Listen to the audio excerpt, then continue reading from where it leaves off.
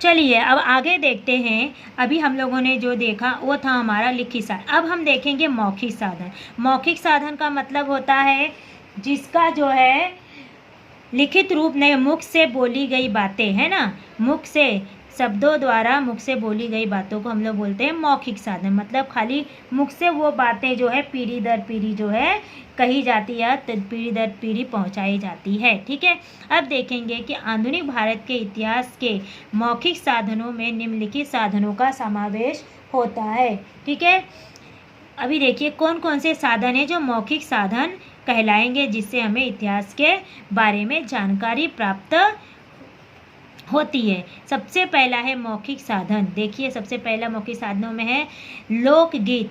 ठीक है, लोगों के द्वारा जो गीत गाए जाते थे पहले के ज़माने में, तो उसमें जो है गीत जो गाया जाता था वो कैसी होती थी, उस समय की प्राकृतिक के ऊपर या उस समय की घटना के ऊपर जो है लोगों के द्वारा गीत गाया जाता। ठीक है, पवाड़े, ये जो है मराठी एक काव्य है, जिस जो है शौर्य गान है, जो कविता है। उस समय जो कवि होते थे वो प्राकृतिक पर आधारित जो है काव्य लिखते थे या कविता लिखते थे। लोक कथाएं, प्रसंग वर्णन, साक्षात्कार, कला समूह,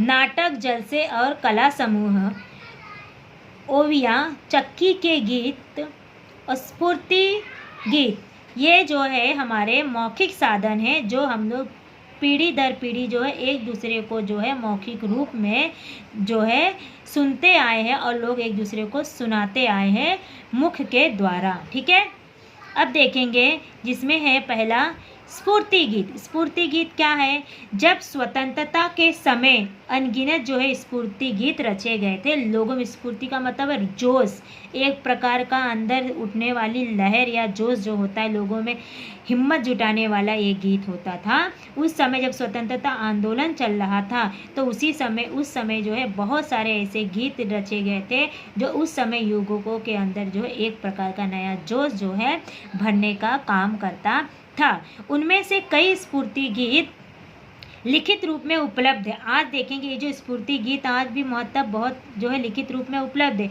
परंतु अनगिनत अप्रकाशित, मतलब जिसका प्रकाशित नहीं हुआ है, अनगिनत मतलब ऐसे बहुत सारे गीत है जो प्रकाशित नहीं हुआ था। स्फूर्ति गीत स्वतंत्रता सेनानियों को कंठस्थ थे। कंठस्थ मतलब बायहाट हो जाना, मतलब पूरी तरीके से याद हो जाना, ना भूलने वाला। कंठस्थ का मतलब होता है कभी ना भूलने वाली बातें। ठीक है, तो उस समय के बहुत सारे जो स्फूर्ति गीत थे जो प्रकाशित नहीं हुए थे, जो लिखित रूप में नहीं उपलब्ध हुए थे, जो उस समय के स्वतंत्रता सेनानी थे। आज भी वो स्वतंत्रता सेनानी दूसरे को वो जो है जो गीत थे उन्हें पूरे तरीके से याद हो गया था, उनके जबान पर जो है हमेशा 24 घंटा जबान पे रहता था। कंठस्थ हो जाना था, जबान पे रह जाना, ये जो गीत उन्हें याद थे। ठीक है, इस स्फूर्ति गीतों द्वारा हमें स्वतंत्रता पूर्व समय की स्थितियों और स्वतंत्रता आंदोलन के लिए प्राप्त होने वाली प्रेरणा की जानकारी मिलती है। मतलब इन्हीं स्फूर्ति गीतों के द्वारा हमें स्वतंत्रता के पहले की समय की स्थिति और स्वतंत्रता आंदोलन के लिए जो प्रेरणाएं दी जाती थी, जानकारी किस प्रकार की उस समय लोगों को प्रेरणा दी जाती थी स्वतंत्रता आंदोलन के लिए, ये जो है जानकारी हमें इससे प्राप्त होती है। अब देखेंगे आगे जो है पोवाड़े, जिसे शौर्य गान कहते हैं, जिसे हम लोग बहादुरी, है ना, या ये जो है वीरता का एक गायन है। मतलब बहादुरी या वीरता, लोगों के अंदर वीर है, तुम लोग बहादुर हो, उनको जो है उन्हें जागृत करने के लिए कि तुम किसी से कम नहीं है, तुम्हारे अंदर वो साहस या तुम्हारे अंदर वो ताकत है। ठीक है, अब देखो पोवाड़े के माध्यम से किसी घटना अथवा व्यक्ति के कार्यों की जानकारी प्राप्त होती है कि वो व्यक्ति किस प्रकार का है, इसकी जानकारी यहाँ पे प्राप्त होती है। अंग्रेजों से के शासनकाल में 1857 ईस्वी का स्वतंत्रता युद्ध विभिन्न क्रांतिकारियों के शौर्य का प्रदर्शन पर आधारित पोवाड़े रचे गए थे। ठीक है, बहुत सारे ऐसी कविताएं हैं जो उस समय रची गई थी, किसके ऊपर, क्रांतिकारियों के शौर्य यानी वीरता के ऊपर जो है बहुत सारी जो है पवाड़े यानी कविताएं उस समय उसी पर आधारित जो है रची गई थी, और जो है लोग जो है एक दूसरे को वो कविता सुनाते आए हैं। इन पवाड़ों का उपयोग लोगों में, ये जो पवाड़े गाए रचे जाते थे, उसका जो उपयोग है लोगों में चेतना और प्रेरणा निर्माण करने के लिए किया जाता, मतलब लोगों में एक प्रकार की बोलते हैं ना चेतना जागृत करने के लिए, और उनमें जो है प्रेरणा मतलब कुछ उससे वो सीखे, प्रेरणा मतलब कुछ सीखे वो निर्माण करने के लिए जो है इसका उपयोग किया जाता था। स्वतंत्रता युद्ध के समान ही सत्य शोधक समाज द्वारा किए गए शोषित वर्ग का जागरण जो है यहाँ पे किया जाता था। ठीक है, अब देखेंगे स्वतंत्रता युद्ध के समान ही जो सत्य शोधक समाज द्वारा, जो सत्य शोधक एक समाज है जिसमें जो है उसके द्वारा भी बहुत सारे शोषित वर्ग का जागरण किया गया कि जो लोगों को शोषण किया जाता है, ऐसे वर्ग जो छोटे जो उस समय जो लोग अछूत जाति के लोगों के ऊपर जो अत्याचार किया जाता था, ऐसे लोगों को जगाया, मतलब उनके अंदर भी एक भावना उत्पन्न की, उनके अंदर भी जन जागरण आने लगा, और संयुक्त महाराष्ट्र का संघर्ष जैसी घटनाओं पर आधारित पवाड़े रचे गए हैं। ऐसे बहुत सारे पवाड़े जो है राष्ट्रीय संघर्ष पर रचे गए हैं। अब यहाँ पर देखेंगे कि हमें एक क्वेश्चन बन सकता है कि शासन का ये अंग्रेज़ों के शासन काल में 1857 ईस्वी में जो है कौन से क्रांति किसका जो है क्या रचा गया था, ऐसा भी क्वेश्चन बन सकता है कि पवाड़े जो है आधारित पवाड़े कौन से सन में रचे गए थे। ठीक है, अब उसके बाद देखेंगे हम लोग, आता है हमारा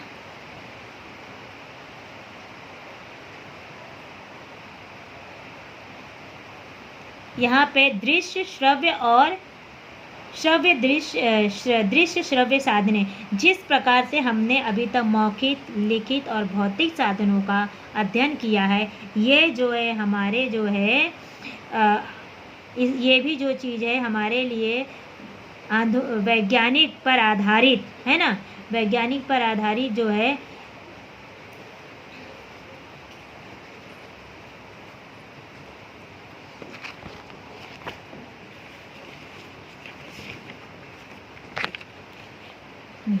तकनीकी विज्ञान पर आधारित जो साधन है वो जो है हम लोग इसका अध्ययन यहाँ पे करेंगे। जिस प्रकार से तकनीकी विज्ञान पर आधारित ये जो साधन है वो जो है हमें आधुनिक भारत के इतिहास में सम्मिलित किया गया है, जिससे हमें इतिहास के जानकारी जो है ठोस रूप में प्राप्त होती है।